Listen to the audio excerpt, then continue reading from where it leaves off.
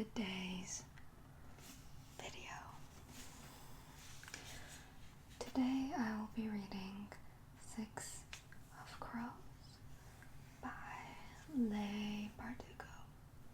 And here I have the collector's edition, as you can see. And the cover is holographic, or has some shine to it, not holographic. And it's red and black, and it has, of course, crows on the cover here, and various little objects that symbolize the weapons and power of the characters. And down here, of course, there's some foreshadowing to some important elements. And the spine looks like this. So it's also got the same theme. And the back, I don't know what this is. I think it's like, I don't know, a little permanent mark. Anyways, the back has another crow. And over here it says, "No mourners, no funerals." And what I really enjoy about this edition is that it's got these beautiful red pages. So if you decided to put your books this way on the shelf for some reason, it would look really cool. But I prefer to put it like this on the shelf. Yeah, I think this special edition's pretty cool. The inside is also very red. Of course, it starts with the map. And to give you a little bit of a preface for this book, Six of Crows is an extremely popular young adult fantasy series, duology.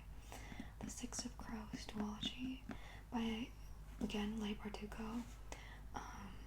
So the second book is called Crooked Kingdom, and it's, like I said, it's fantasy, and it's about 6 characters who are from very different backgrounds, and they get together to perform this epic heist in the first book. And they're all teenagers, which is silly, but yeah, it takes place in Ketterdam, right here on the map, and all of these other places are, well, very different from Ketterdam for one, but they're explored in her other novels from the other places. Yeah, this is one of probably my favorite young adult novel. I read it a few years ago, so I don't really remember a lot, but I promise you it's a good book. So I'll just read you the synopsis that they have here first. Criminal prodigy Kaz Brecker is offered a chance at a deadly heist. Break into the ice court, a military stronghold that has never been breached, and retrieve a hostage whose knowledge could change Grecia magic forever. To succeed would mean riches beyond his wildest dreams, but he can't pull it off alone. A convict with a thirst for revenge, a sharpshooter who can't walk away from a wager, a runaway with a privileged past, a spy known as the Wraith, a heartrender using her magic to survive the slums, a thief with a gift for unlikely escapes. 6 dangerous outcasts, 1 impossible heist. Together they might just be unstoppable if they don't kill each other first. interesting synopsis there. Okay, the inside, it starts off like this. So these are her other book series, and this is like the little picture preface. You know, it's basically the same thing as the cover. So here's a little explanation for the Grecia, which are like the mages in this book. Although they're not considered mages, but they have magic. They're soldiers of the Second Army, masters of the small science. And they're broken up to three main groups. So there's the Corporalki,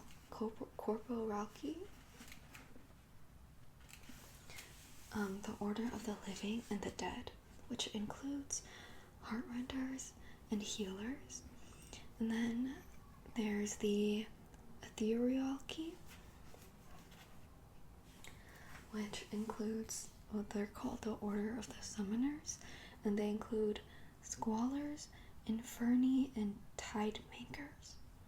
Then there's the Materialki. Sorry if I'm not really pronouncing them perfectly, but they're called the Order of the Fabricators, and they include Durasts and Alchemy. It's okay if you don't remember any of that. They bring it up slowly in the book. Part 1. Shadow Business.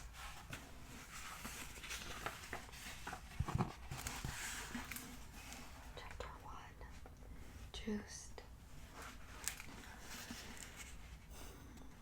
Just had two problems, the moon and his mustache. He was supposed to be making his rounds at the Hode house, but for the last 15 minutes, he'd been hovering around the southeast walls of the gardens, trying to think of something clever and romantic to say to Anya. If only Anya's eyes were blue like the sea, or green like an emerald. Instead, her eyes were brown. Lovely, dreamy, melted chocolate brown, rabbit fur brown. Just tell her she's got skin like moonlight, his friend Pieter had said. Girls love that.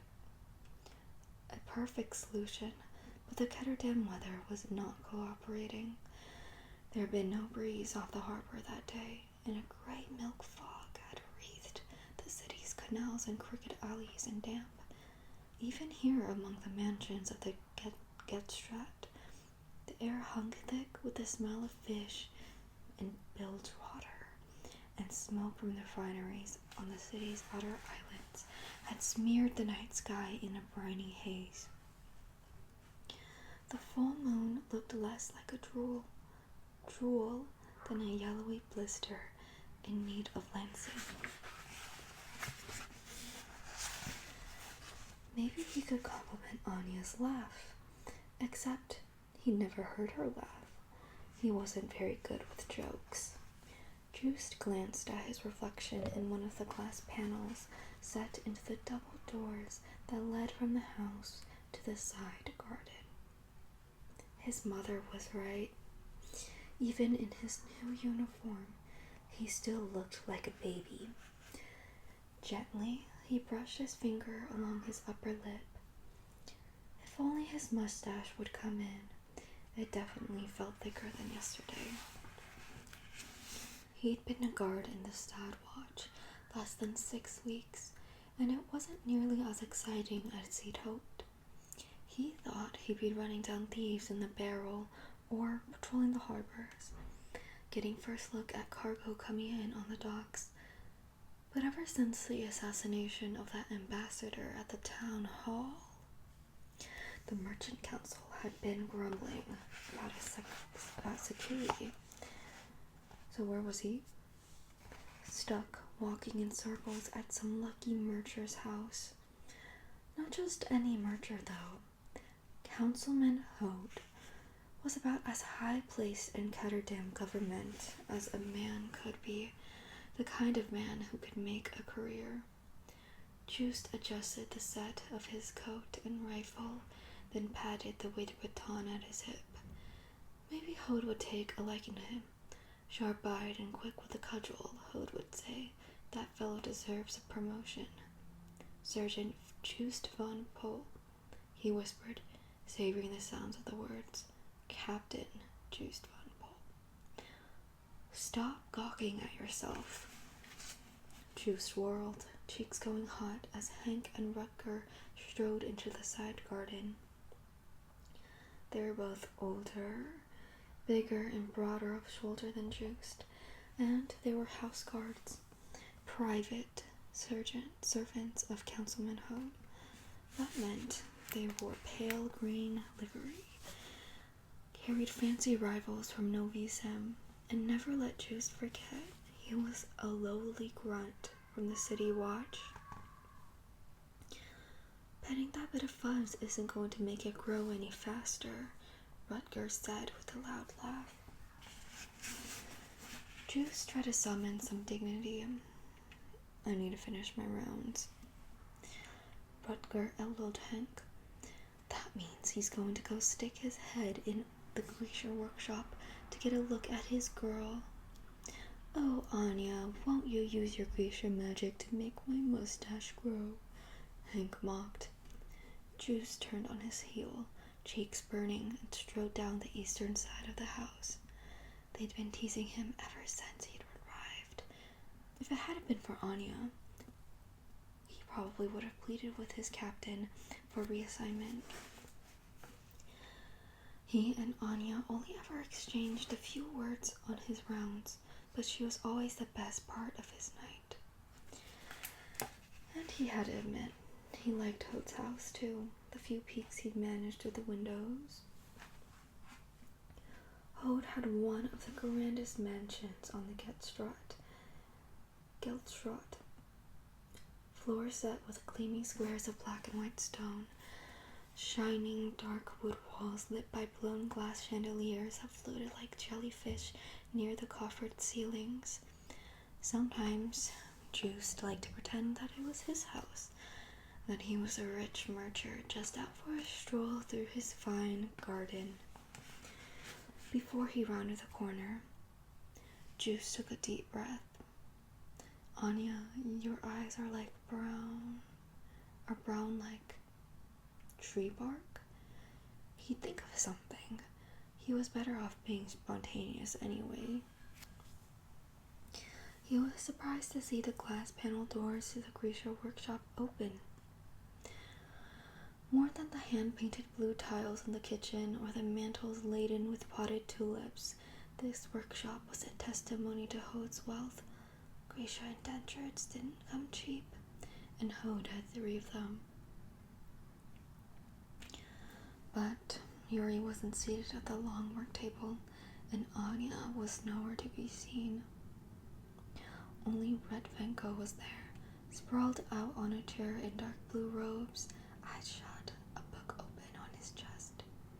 Joost hovered in the doorway, then cleared his throat. These doors should be shut and locked at night. House is like furnace, Retvenko drawled without opening his eyes, his Ravkan accent thick and rolling. I can't do an accent, by the way, so I'm not even gonna try. Tell Hode I stopped sweating. I closed doors. Retvenko was a squalor, older than the other Grecia indentures. His hair shot through with silver. There were rumors he'd fought for the losing side in Ravka's civil war and had fled to Kerch after the fighting. I'd be happy to present your complaints to Councilman Hode, Joost lied. The house was always overheated, as if Hode were under obligation to burn coal, but Joost wasn't going to be the one to mention it. Until then, you bring news of Yuri? Retvenko interrupted, finally opening his heavily hooded eyes. Joost glanced uneasily at the bowls of red grapes lamps and heaps of burgundy velvet on the work table. Yuri had been working on bleeding color from the fruit into curtains for Mistress Hode, but he'd fallen badly ill a few days ago, and Just hadn't seen him since. Dust had begun to gather on the velvet, and the grapes were going bad. I haven't heard anything. Of course you hear nothing. Too busy strutting around in stupid purple uniform. What was wrong with his uniform? And why does Retvenko even have to be here? He was Hode's personal squaller and often traveled with the merchant's most precious cargoes, guaranteeing favorable winds to bring the ships safely and quickly to harbor. Why couldn't he be away at sea now? I think Yuri may be quarantined. So helpful, Retvenko said with a sneer. You can stop craning neck like a hopeful goose, he added. Anya is gone. Just felt his face heat again. Where is she? He asked, trying to sound authoritative. She should be here in after dark. 1 hour ago. Hode takes her, same as night he came for Yuri. What do you mean, he came for Yuri? Yuri fell ill. Hode comes for Yuri, Yuri comes back sick.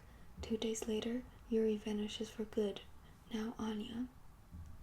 For good? Maybe there was an emergency, if someone needed to be healed. First Yuri, now Anya. I will be next, and no one will notice, except poor little Officer Just. Go now. If Councilman Hode... Retvenko raised an arm and a gust of air slammed Just backwards. Just scrambled to keep his footing, grabbing for the doorframe. I said, now. Retvenko etched a circle in the air, and the door slammed shut. Just let go just in time to avoid having his fingers smashed and toppled into the side garden. He got to his feet as quickly as he could, wiping muck from his uniform, shame squirming in his belly. One of the glass panes in the door had cracked from the force. Through it, he saw the squaller smirking. That's counting against your indenture, Just said, pointing to the ruined pane. He hated how small and petty his voice sounded. Retvenko waved his hand and the doors trembled on their hinges. Without meaning to, Just took a step back. Go and make your rounds, little watchdog, Retvenko called. That went well, snickered Pucker, leaning against the garden wall. How long had he been standing there? Don't you have something better to do than follow me around? Just asked. All guards are to report to the boathouse, even you. Or are you too busy making friends? I was asking him to shut the door. Rutger shook his head. You didn't ask, you tell. They're servants, not honored guests. Just fell into step beside him, inside still churning with humiliation. The worst part was that Rutger was right. Retvenko had no business talking to him that way, but what was Just supposed to do? Even if he'd had the courage to get into a fight with a squaller, it would be like brawling with an expensive vase. The Grecia weren't just servants, they were Hode's treasured possessions. What had Retvenko meant about Yuri and Anya being taken away? Had he been covering for Anya? Grecia indentures were kept to the house for good reason. To walk the streets without protection was to risk getting plucked up by a slaver and never seen again. Maybe she's meeting someone, Just speculated miserably. His thoughts were interrupted by the blaze of light and activity down by the boathouse that faced the canal. Across the water, he could see other fine merchant houses, tall and slender, the tidy gables of their rooftops making a dark silhouette against the night sky, their gardens and boathouse lit by glowing lanterns. A few weeks before, Juice had been told that Hode's boathouse would be undergoing improvements and to strike it from his rounds, but when he and Rutger entered, he saw no paint or scaffolding. The gondolas and oars had been pushed up against the walls. The other house guards were there in their sea green livery, and Juiced, or was it livery, I don't know, and Juiced recognized two Statwatch guards in purple. But most of the interior was taken up by a huge box, a kind of freestanding cell that looked as if it were made from reinforced steel. Its seams thick with rivets, a huge window embedded in one of its walls. The glass had a wavy bent, and through it, Juice could see a girl seated at a table, clutching her red silks around her. Behind her, a Statwatch guard stood at attention. Anya, Juice realized with a start. Her brown eyes were wide and frightened, her skin pale. The little boy sitting across from her looked doubly terrified. His hair was sleep-tousled, and his legs dangled from the chair, kicking nervously at the air. "Why all the guards?" asked Juice. There had to be more than 10 of them crowded into the boathouse. Councilman Hode was there too, along with another merchant Juice didn't know, but both of them dressed in merchant black. Juice stood up straighter than when he saw they were talking to the captain of the Statwatch. He hoped he'd got all of the garden mud off his uniform. "What is this?" Rutger shrugged. "Who cares? It's a break in the routine." Juice looked back through the glass. Anya was staring out at him, her gaze unfocused. The day he had arrived at Hode House, she'd healed the bruise on his cheek. It had been nothing, the yellow-green remnants of a crack he'd taken to the face during a training exercise. But apparently Hode had caught sight of it and didn't like his guards looking like thugs. Juice had been sent to the Grecia workshop, and Anya had sat him down in a bright square of late winter sunlight. Her cool fingers had passed over his skin, and though the itch had been terrible, bare seconds later, it was as if the bruise had never been there.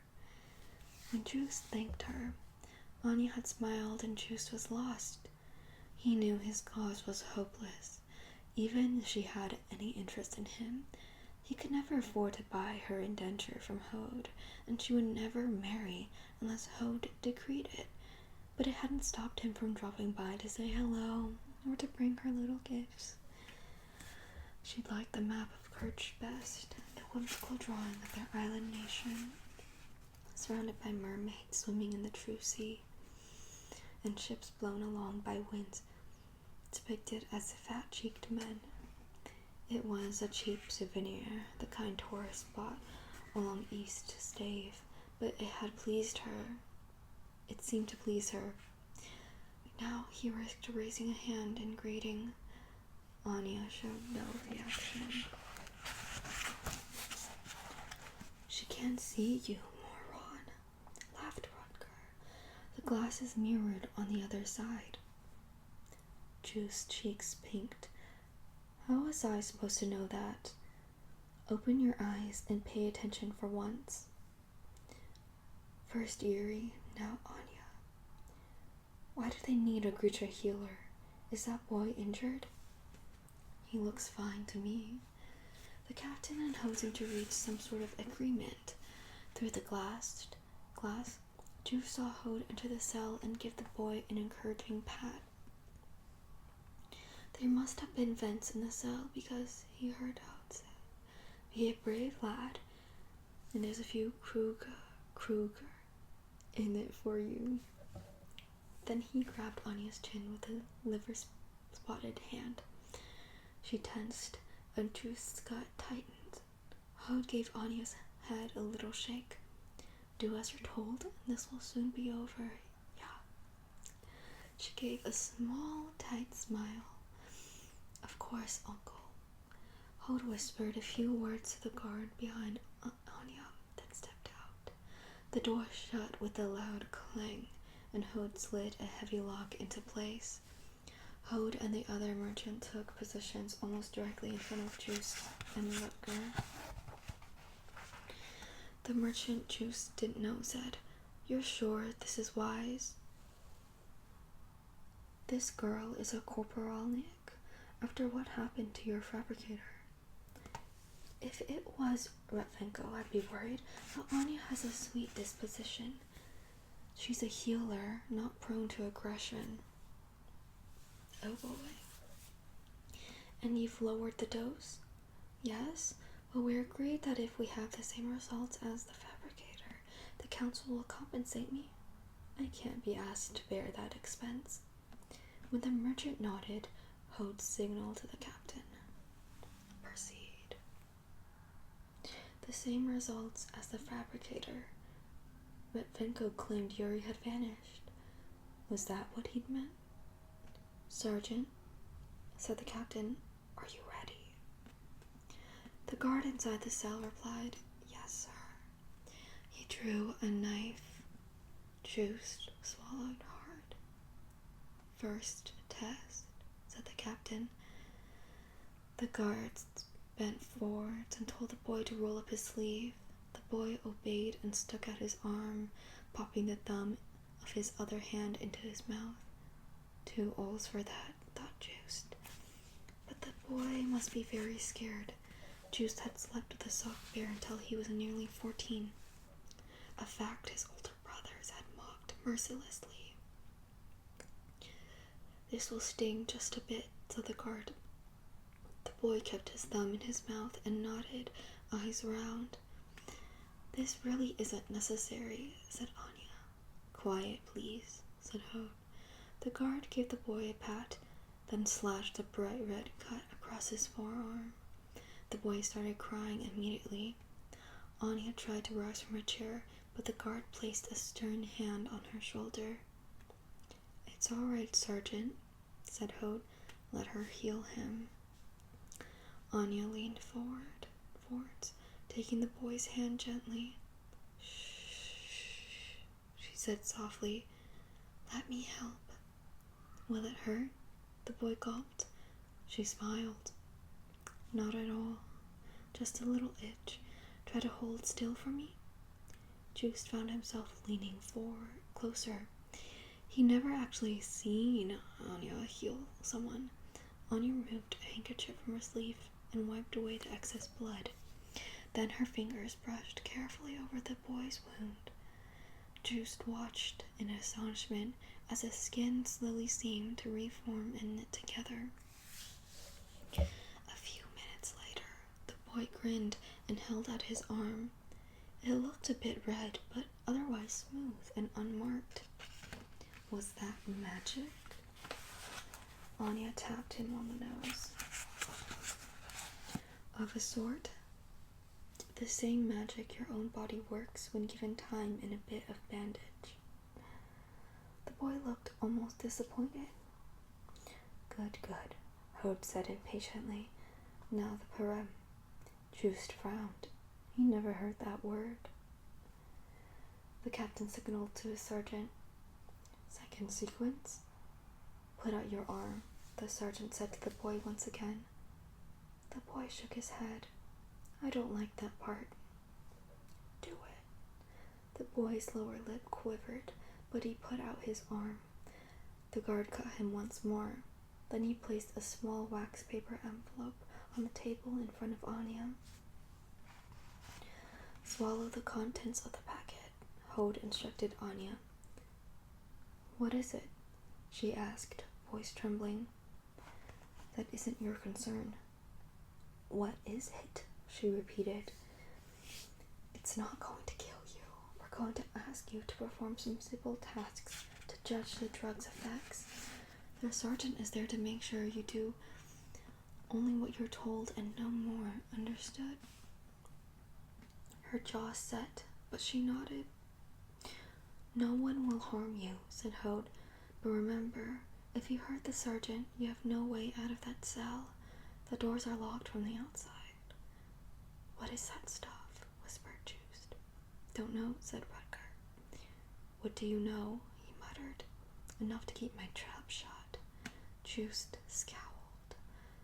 With shaking hands, Anya lifted the little wax envelope and opened the flap. "Go on," said Hode. She tipped her head back and swallowed the powder. For a moment, she sat waiting, lips pressed together. "Is it just Gerda?" she asked hopefully. Joost found himself hoping too. Gerda was nothing to fear, a stimulant everyone in the stat watch chewed to stay awake on late watches. "What does it taste like?" Hode asked. "Like Gerda, but sweeter. Anya inhaled sharply. Her hands seized the table, her pupils dilating enough that her eyes looked nearly black. "Oh," she said, sighing. It was nearly a purr. The guard tightened his grip on her shoulder. "How do you feel?" She stared at the mirror and smiled. Her tongue peeked through her white teeth, stained like rust. Joost felt suddenly cold, just as it was with the fabricator, murmured the merchant. "Heal the boy," Hode commanded. She waved her hand through the air, the gesture almost dismissive, and the cut on the boy's arm healed instantly. The blood lifted briefly from his skin in droplets of red, then vanished. His skin looked perfectly smooth, all traces of blood or redness gone. The boy beamed. That was definitely magic. "It feels like magic," Anya said with the same eerie smile. "She didn't touch him," marveled the captain. "Anya," said Hode, "listen closely. We're going to tell the guard to perform the next test now." Hummed Anya. "Sergeant," said Hode, "cut off the boy's thumb." The boy howled and started to cry again. He showed his hands beneath his legs to protect them. "I should stop this," Joost said. "I should find a way to protect her. Both of them." But what then? He was a nobody, new to the stat watch, new to this house. Besides, he discovered in a burst of shame, "I want to keep my job."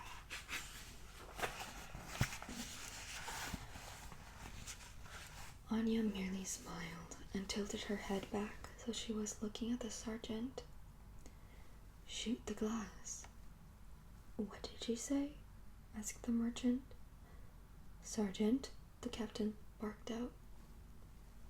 "Shoot the glass," Anya repeated. The sergeant's face went slack. He cocked his head to one side as if listening to a distant melody, then unslung his rifle and aimed at the observation window. "Get down," someone yelled. Joost threw himself to the ground, covering his head as a rapid hammer of gunfire filled his ears and bits of glass rained down on his hands and back. His thoughts were a panicked clamor. His mind tried to deny it, but he knew what he'd just seen. Anya had commanded the sergeant to shoot the glass. She'd made him do it. But that couldn't be.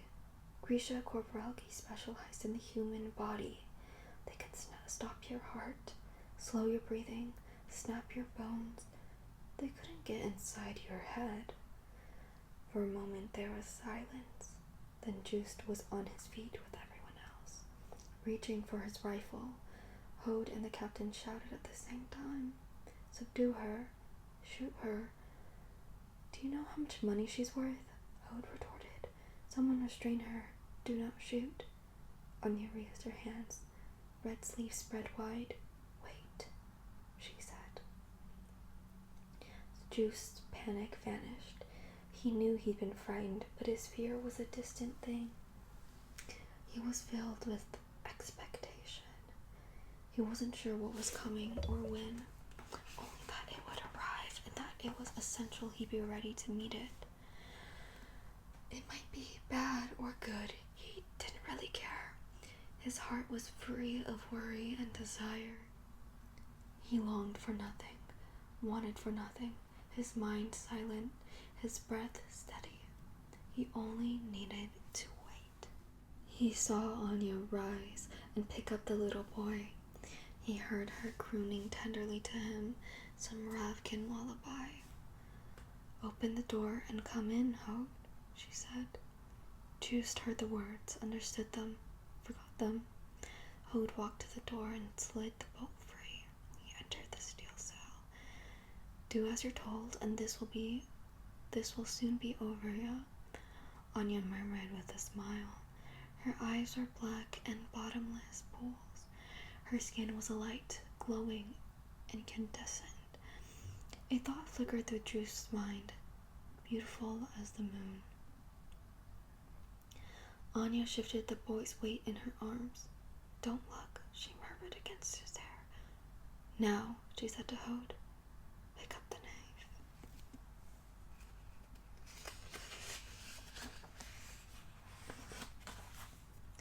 And that was the first chapter of 6 of Crows.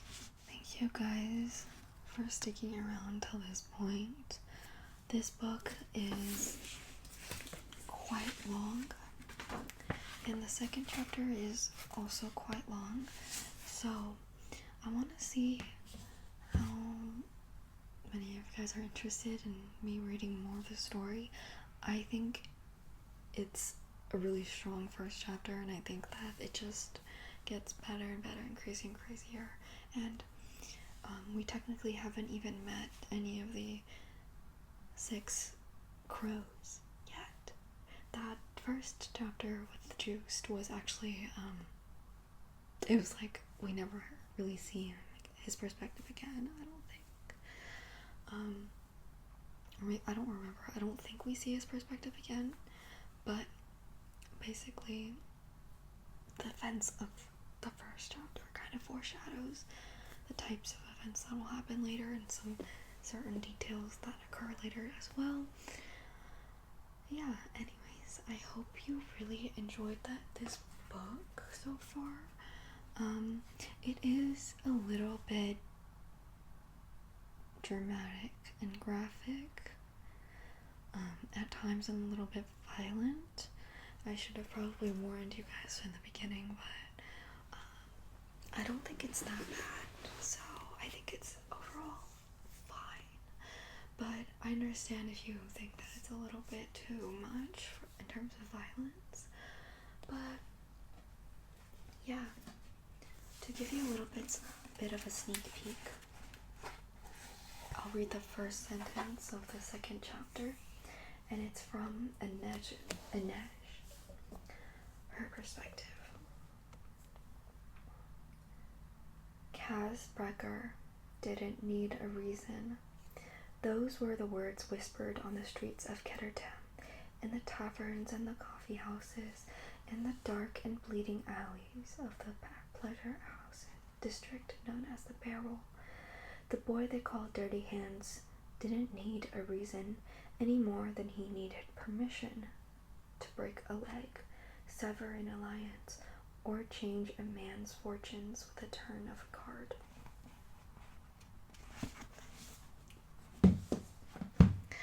That's a little sneak peek of the second chapter. Anyways, I hope you all have an amazing day or night or whenever you're watching this, and I'll see you next time.